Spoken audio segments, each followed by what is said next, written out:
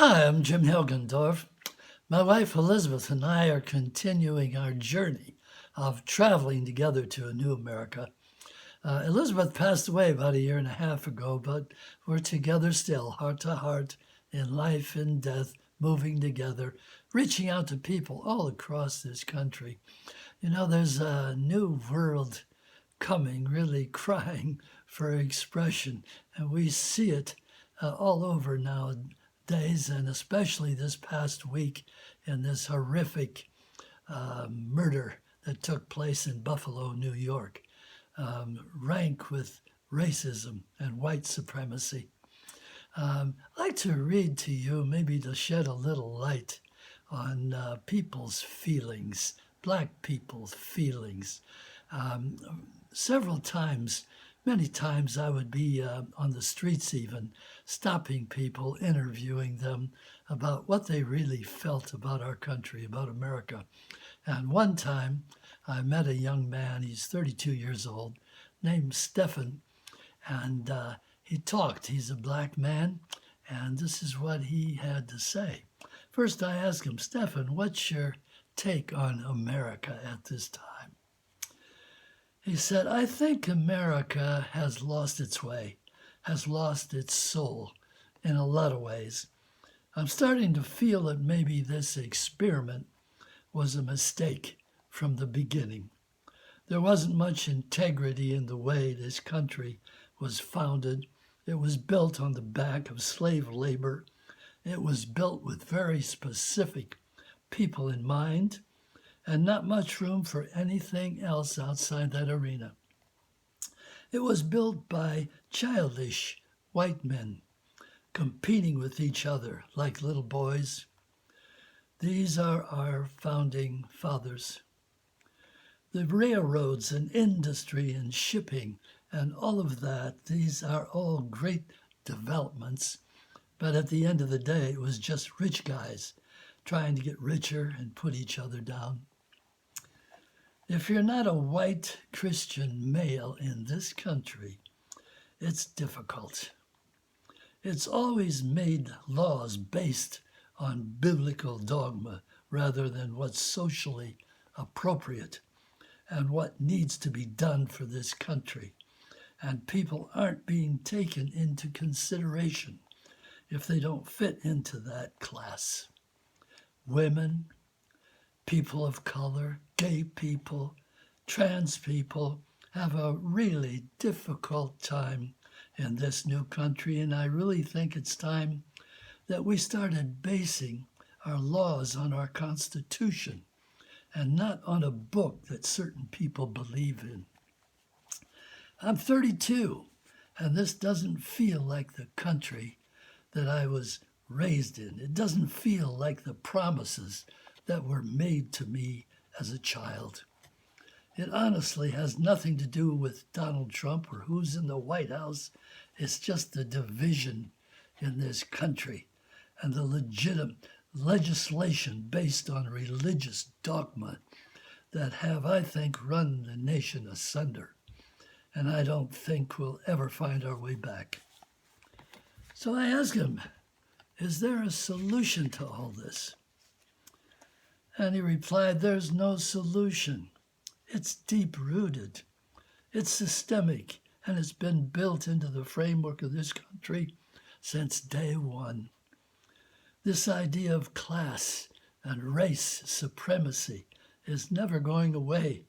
And where the division is even widening more is where all these oppressed people, like this country represents, and we're finally starting to speak up. We're about to enter into another civil rights movement. We're about to enter right back into the race relations we had in the 60s, particularly with some of these people who have often been appointed to office. And it's a terrifying time. I don't think we come back from this. I think the only way to really save this country's soul is to push the controllers out, and they're never going anywhere. They've owned this country since day one, and they don't want us here, and they just do all there is to it. But we're not going anywhere. Black people aren't going anywhere. Hispanic people aren't going anywhere. Asian people, gay people, women aren't going anywhere. I think what's happening in the government right now is the rich, white, powerful men who have run the country for so long are deathly afraid of losing their grip. And so they're implementing new systems and new institutions to reclaim the power that they need to use, that used to have.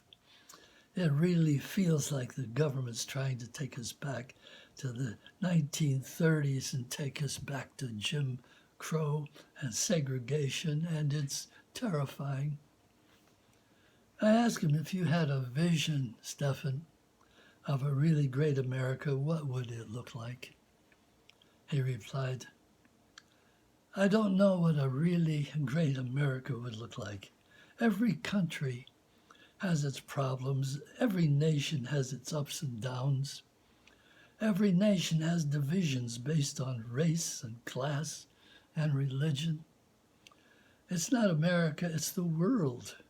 We need to go back a few thousand years and make Christianity never happen. I'm not just personally against Christianity, but I think religion is what causes division. This idea of my God's right and you're wrong, my way of believing things is right and yours must be wrong. This has been inherent, the human mentality, for hundreds and hundreds of years, and it just keeps getting passed down from generation to generation. And I asked him, Stephan, what's your dream? Just to be happy and successful and not have to worry about being persecuted, about the color of my skin or who I choose to sleep with. I want to see people treated equally. We're all 75% water. We all have people we love. We all have family and dreams and goals. And everybody just needs to be on the same level. We can't have one group of people hoarding all the social and political power in this country and holding back people who actually make up the framework of this country. Because when you really do the math, white males, 18 to 35, are in fact a minority, and they hate it. I don't have a dream anymore. I've given up, honestly. I don't think I'll live here in the next 5 years. I don't know where I would go, but I think somewhere not quite as dominated by white imperialism. So this is an honest feeling from a young man that represents the feelings of so many people. We need a change. You and I have to be the change. We have to be a big change. And finally, I'd just like to say, keep faith with yourself. Keep faith with those greater dreams of yourself for you and for your country and for the world. Nam Myoho Renge Kyo.